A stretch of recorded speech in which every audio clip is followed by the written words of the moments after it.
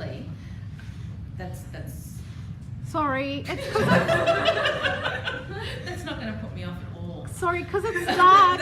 That's not making me nervous at all. Sorry. I occupy an interesting position in regards to what you're learning about. First and foremost, because I'm actually a trained historian. So that's what my PhD is in, Australian history, and specifically Australian cultural history. So when you do questions like, what words would you use to describe Australia? That's kind of the basis of my existence. That's what I study all the time. So in terms of sociological imagination, I look at everything from the historical perspective in my own work. The other thing is that I do local history. And for those of you who are not around here, I'm going to give you some detail about my life that may not have a lot of meaning, but just listen to the snickers of people who do live around here and you'll understand what I'm saying to you. First and foremost, in terms of, I did all of my degrees at Newcastle Uni, all of my training at Newcastle Uni, and before that I went to West Wallsend High School.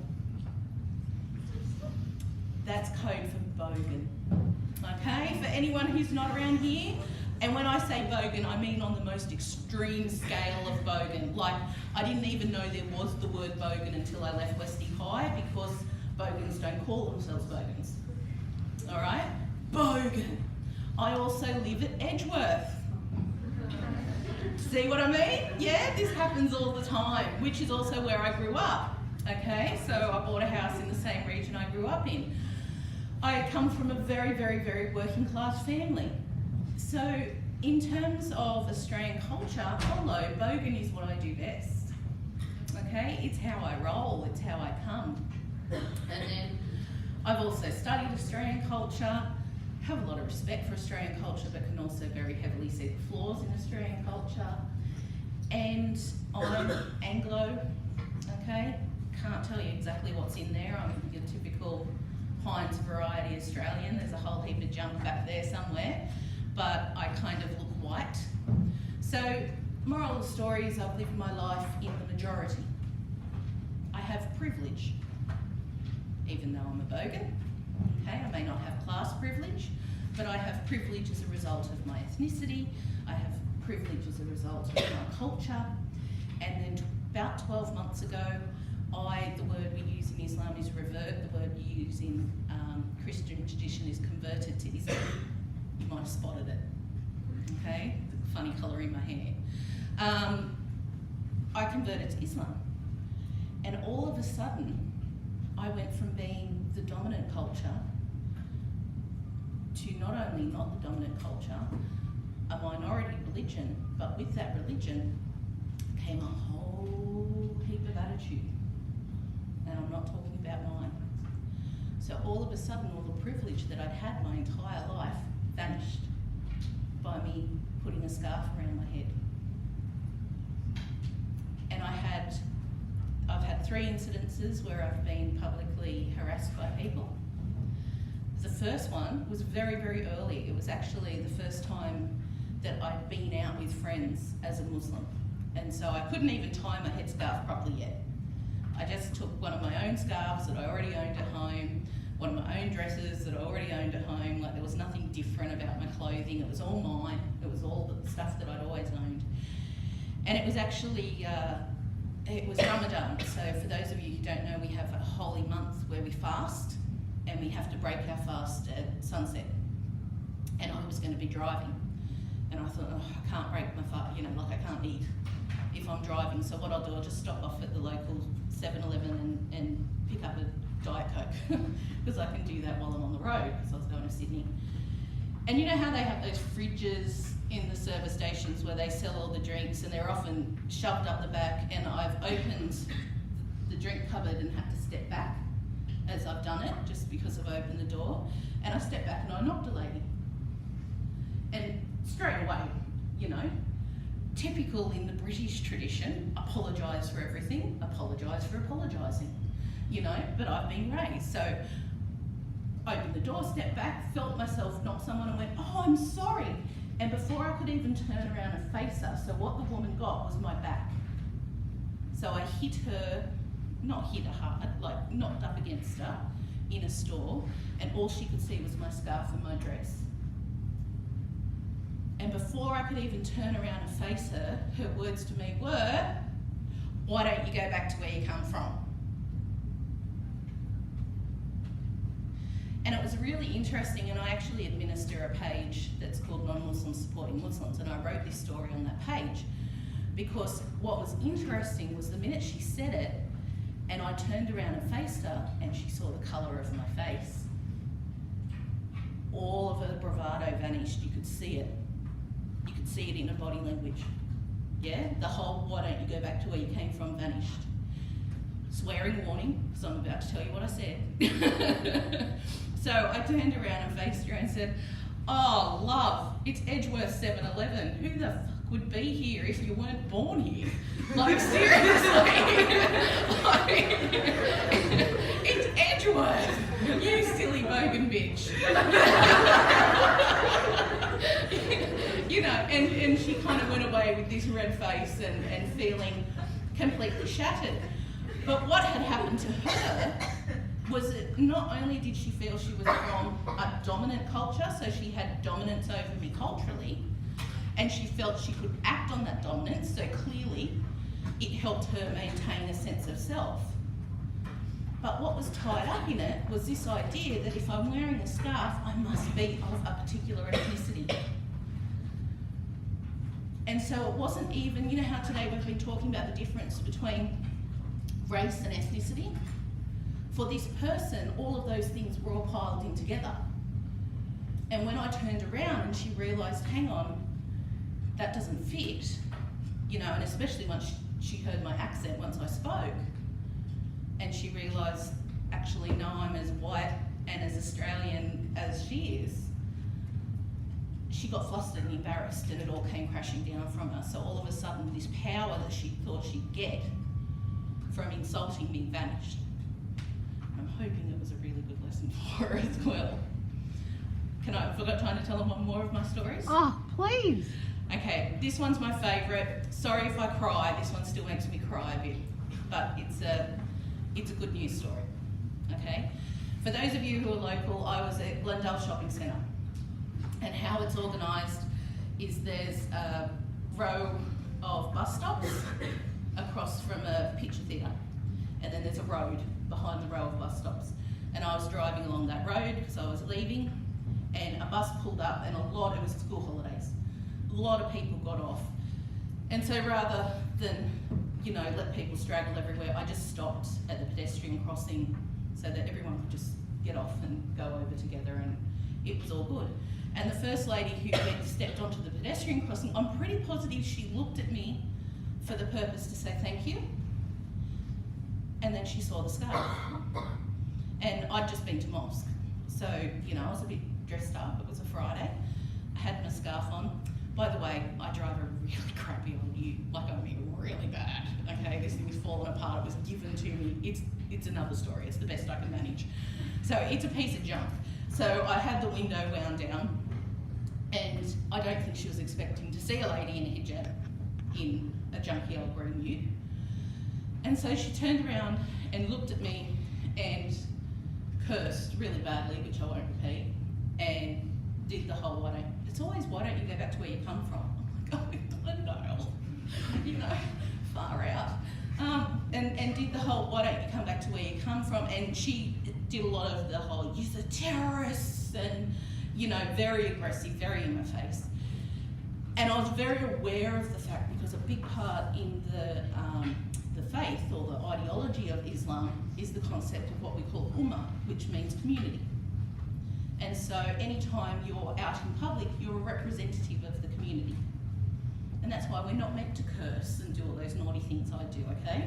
Not saying I'm the best Muslim, just saying I am one, all right? I'm working on it. So we're out in public. There were a lot of children that had just gotten off this bus. And I could see there was a man, and he had what looked like his daughters, because they were all beautiful redheads, and like a gaggle of girls about 10 or 11 years old. Like there must have been about 8 kids with this one man, and you could see it was a man taking his daughters and their friends to the movies during the holidays. And I was very aware that they were there out to the side, and I've got this concept of ummah running through my head, and so all I did back to this woman was went, good on you, love, you know, and tried to bite my tongue and not swear obscenities back it up because I was in public and I didn't want to make a bad impression. And she wandered off, and one of the little girls that was with the man stepped out even before this woman had fully got across the pedestrian crossing and come towards me. Stayed far enough away that I couldn't touch her, but close enough that I could hear her. Yeah, so she sort of came up to my window. And I must admit, I was feeling pretty awful because what it does, it takes you by surprise. You're going through your life being you. I was minding my own business, driving home. I ducked down the shops for milk. Like, there was nothing exotic or strange or unusual about anything that I did. I just happened to choose to tie a scarf around my hair. It's called hijab. It has ideological and theological meaning. It has a lot of meaning to me. But it's a scarf around my head. You know, like, I'm not, it's nothing. Its significance matters to me. It's a personal, yeah, we talk about the personal and the private. It's a personal thing that people are turning into a macro issue. And sometimes I'm not ready for them to turn it into a macro issue because I'm just busy being myself going through my life. Stopping at a pedestrian crossing on the way home from the shops. And this little girl came towards the car and I was a bit rattled and a bit upset. And I tend to get angry when I'm upset. So I was gritting my teeth and kind of a bit cranky that I hadn't let this woman have a mouthful. And this little girl came up to the car and she said, excuse me, and I thought, oh no, this kid has seen this. This child is going to be affected for the rest of her life. Yeah, she's going to think people who wear headscarves are terrible people. Oh, what if it's frightened her? You know, like all of these terrible things were going through my head. Me thinking I should have just ignored it, wound my window up. You know, I shouldn't have let it go on. What have I done to this child? She's going to think this way forever. She's at a, you know, she's clearly only 10 or 11 years old. This is going to affect her forever. And she said, excuse me. And I said, yes, sweetheart. And she said, I just want to tell you I think your scarf's beautiful. And that was the point where I started to cry. Not because she said that she thought my scarf was beautiful, but the fact that she went out of her way to come over and she saw injustice and she saw racism and she saw inequality. And even at 10 or 11 years old, she knew it was wrong. And she come over and she said that, and I did. I started to cry. I'm such a sook. And I said to her, oh, sweetheart, you are the loveliest person. And she said to me, I think your scarf is beautiful and I'm sorry about that lady. And I said, sweetheart, you are the most beautiful person, but please never feel obliged to apologise for people like that. You don't carry her. I said, and you know, like I'm talking to a kid. So I said, oh, sweetie, she's just very angry because she's a sad person and we should feel sad for her. But you're beautiful and don't you ever change. Don't you think that you're obliged in any way to apologise for people like that? And then I sort of went, is that your dad over there? And she went, yeah. And you know, you couldn't half tell. There was so much spit out of each other's mouth. And I said, well, you go back and tell your dad that he is raising the best daughter in the world and what a great job he's doing, you know. And she went back all happy then, and Dad's standing there with his chest out like this, like, yes, I've done it, you know. Regardless of Australian culture, I've done it. I've raised a good kid, you know. I sort of gave him a wave and just drove off home. But this is where these macro issues of politics, and Alice is going to discuss this more with you, concepts like Islamophobia, where people take the private, my personal faith, and yes, there are elements of my personal faith that are public. I dress in a particular way that makes me identifiable as a Muslim, but I don't have to be ashamed of my private life, yeah, any more than you should be ashamed of how you feel comfortable in your dress. You should always feel positive. You should always feel good. That's the point of dress. This is what makes me feel good. I celebrate anyone else wearing what they want to wear that makes them feel good. I don't care if you cover everything. I don't care if you walk around naked. That's what makes feel good, you go right ahead. But when governments or powers that be take these very personal choices and turn them into political fodder, that's where we get racism. And that's what it was I was coming up against on those different occasions.